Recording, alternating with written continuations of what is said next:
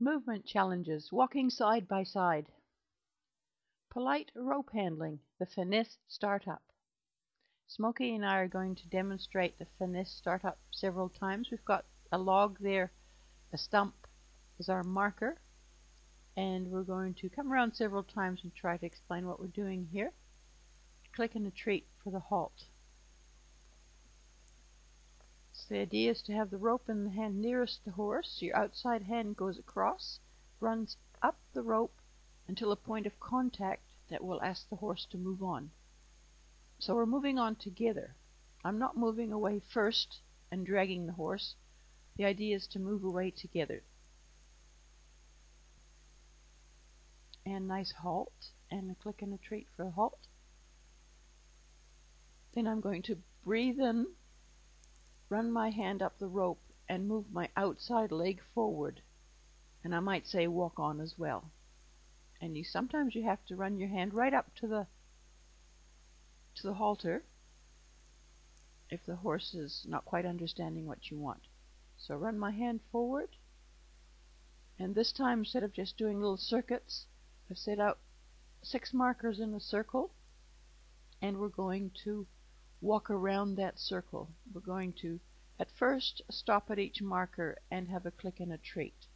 So I drop my hip and sort of send my torso back a bit, which asks for the halt.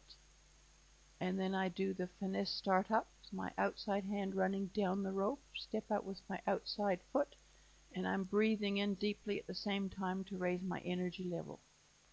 And then after we're good at stopping at each marker, we change the rule and stop at every second marker. You know your horse is ready for that when he understands and comes to a halt pretty much by himself as you do your body language halt cue. And eventually you can start to walk around the whole circle, maybe every 3rd marker stopping, and then every 4th marker. And the whole idea is to get everything relaxed.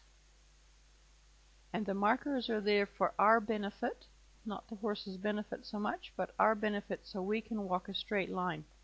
You can see there I veered away from my marker way too far. I didn't keep my line, so I've moved back and asked the horse to come back with me. Now I'm just going to walk along from marker to marker, keeping my own line. If the horse strays sideways, I just say Alex Kurland's little mantra. If the horse strays sideways, I run my hand back up the rope to draw him back to me, and I say, "Why would you leave me?" And I do it right there. Why would you leave me? If the horse is doing a lot of that, I would go back to stopping at each marker. There. Why would you leave me? Come back to the marker. That was sort of a setup. I actually asked him to go over. And halt.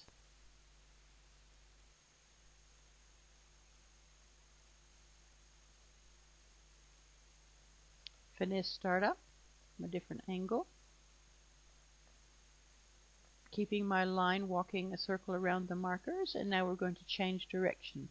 Because remember, we have 2 horses in every horse. We have the left-hand horse and the right-hand horse, and we need to teach everything new that we're teaching from the beginning on each side. So we actually have 2 horses within the 1 horse, and it's important to remember that so that we teach the horse straightness and also to teach our body to be straight when we ask for things from either side of the horse. Why would you leave me? Come back to the line. So remember, the markers are there for the handler. If we stay focused, the horse can follow our focus.